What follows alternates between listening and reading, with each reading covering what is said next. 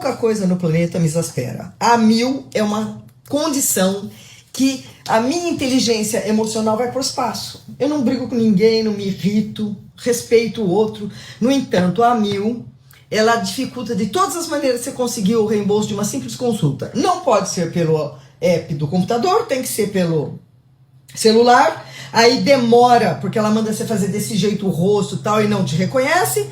Fiquei 1 hora preenchendo com tudo, pondo dados, tirando foto, não fecha, porque a funcionalidade não ocorre. Aí ligo para Samantha, uma atendente muito gentil, o que acontece? Ela também não consegue. Então eu perdi 1h30 do meu precioso tempo, que eu tinha que estar estudando para o show de amanhã, porque a 1000 não tem consideração pelas pessoas mais velhas. Eu tenho 74 anos, consigo mexer com isso. E as outras que não tem quem ajude? A 1000, acorda! Acorda!